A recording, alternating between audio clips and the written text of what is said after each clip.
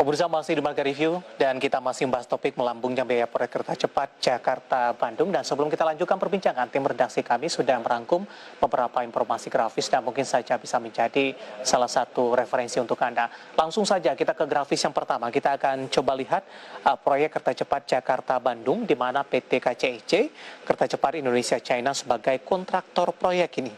Di mana 60% dimiliki oleh Pilar Sinergi BUMN Indonesia, kemudian 40% saham dimiliki oleh Beijing Yawan HSR Co Ltd.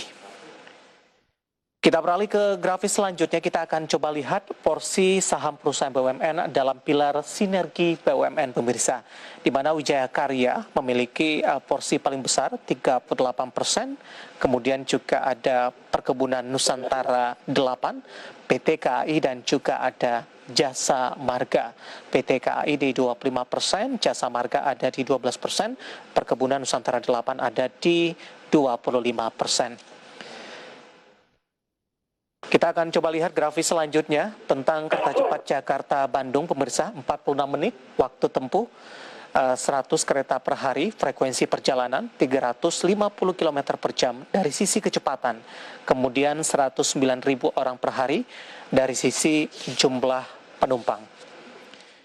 Kita akan coba lihat juga nilai investasi kereta cepat Jakarta-Bandung, pemirsa, ke grafis selanjutnya, di mana total nilai investasi 6,07 miliar dolar Amerika Serikat. Kemudian juga ada pinjaman China Development Bank, kemudian juga ada ekuitas KCIC. Dari sisi presentasi dapat Anda saksikan di layar televisi Anda 75%, 25% dari sisi persentasenya. Kita beralih ke grafis selanjutnya, kita akan coba lihat fakta soal melambungnya biaya proyek kereta cepat Jakarta-Bandung, pemirsa. Biaya proyek diduga melonjak 23%. Menteri Keuangan Sri Mulyani minta kenaikan biaya proyek dihitung ulang. Kemudian negosiasi dengan China belum dimulai. Ini banyak hal yang tidak diduga muncul saat pengerjaan proyek dan mempengaruhi penambahan biaya. Di antaranya pemindahan gardu listrik, pipa air, kabel fiber atau jaringan lain yang merupakan utilitas umum untuk menunjang pelayanan masyarakat. Di sisi lain, Wijaya Karya meminta pemerintah kurangi Indonesia di konsorsium. Ini porsi dari posisi saham dari konsorsium tersebut. Beberapa informasi grafis yang berhasil dihimpun oleh tim redaksi kami dan semoga bisa menjadi salah satu referensi untuk Anda.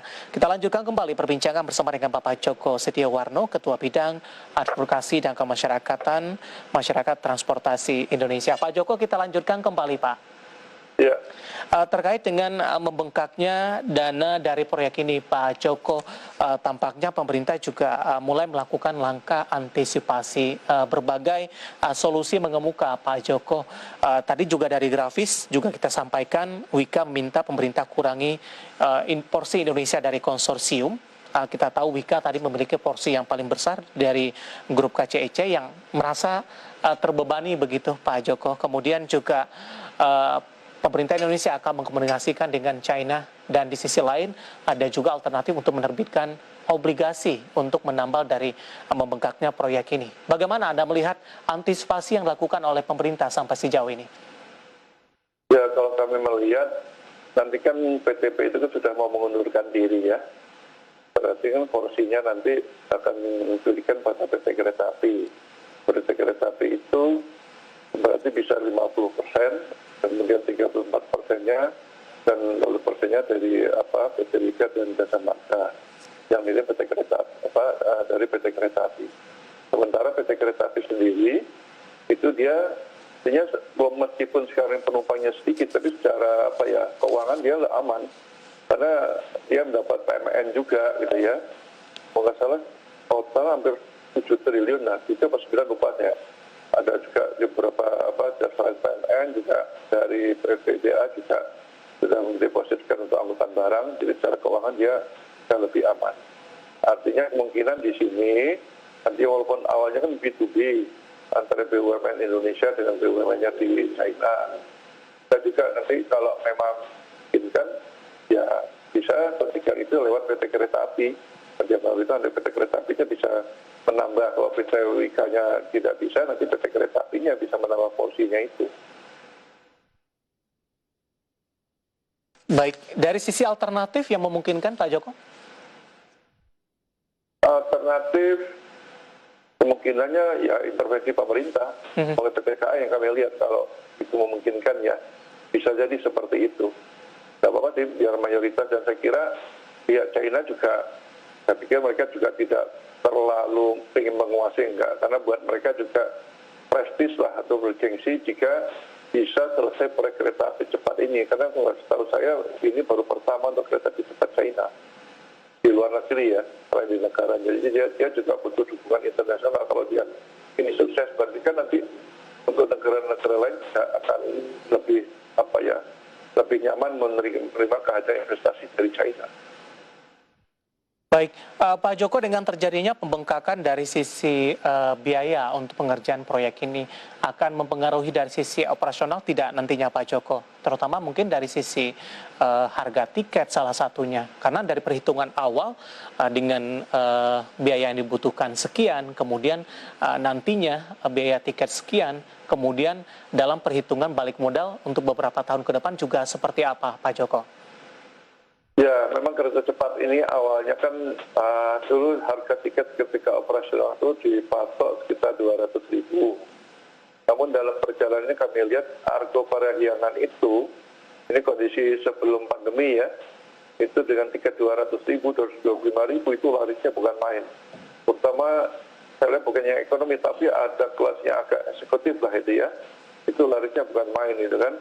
Nah, ini menandakan bahwa minatnya cukup tinggi. Cuman masalahnya, ini kalau kereta Argo Parahyangan kan naiknya dari pusat kota sampai dengan pusat kota, dari Gambir sampai dengan stasiun Bandung. Sementara kereta cepatnya berganti 3 kali.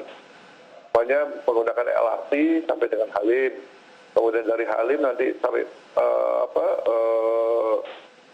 Padalarang. Dari stasiun Padalarang berganti kereta menuju pusat kota. Ini yang menjadi sedikit hambatan lah. Tapi dia punya keunggulan waktunya lebih cepat. Itu. Nah, tinggal nanti mengatur strategi pasar aja. Bagaimana orang berminat menggunakan kereta cepat ini. Jadi makin banyak orang menggunakan kereta ke Bandung. Strateginya begitu. Jadi tidak mengambil porsinya Argo Parahyangan, tetapi mengambil porsi dari pengguna pribadi. Baik, dari sisi minat, harga tentu berperan penting dalam hal ini, Pak. Iya, kalau nggak salah kemarin kita diskusi itu, setahu kami nanti harga patokan sekitar 300 ribuan itu. Kalau 2024 ya, 2024 beroperasi. Artinya ini lebih mahal dari salah satu kereta api yang memang tadi Parahyangan Anda sebutkan ini? Ya, lebih mahal. Tapi bisa jadi nanti strategi pasarnya kalau harga segitu termasuk ya berpindah 3 tempat harganya sama. Jadi orang cukup bayar 1 kali, tapi cuma dia berpindah 3 lokasi aja, kayak LRT, Jabodebek, mereka kan beroperasi kan tahun depan, akhir tahun depan, kemudian nanti naik kereta cepat, kembali lagi nanti di Bandung ada kereta juga sampai dengan stasiun Bandung. Baik, Pak Joko, menarik, kita akan jeda terlebih dahulu. Nanti kita akan coba bahas dari sisi urgensi keberadaan proyek ini seperti apa, dan apakah ini juga akan menjawab dari sisi kebutuhan masyarakat, kemudian juga multiplier efek ke depannya, Pak Joko. Nanti kita akan lanjutkan, kita masih punya satu segmen lagi, dan pemirsa bersama kami, Margaret akan segera kembali sesaat lagi.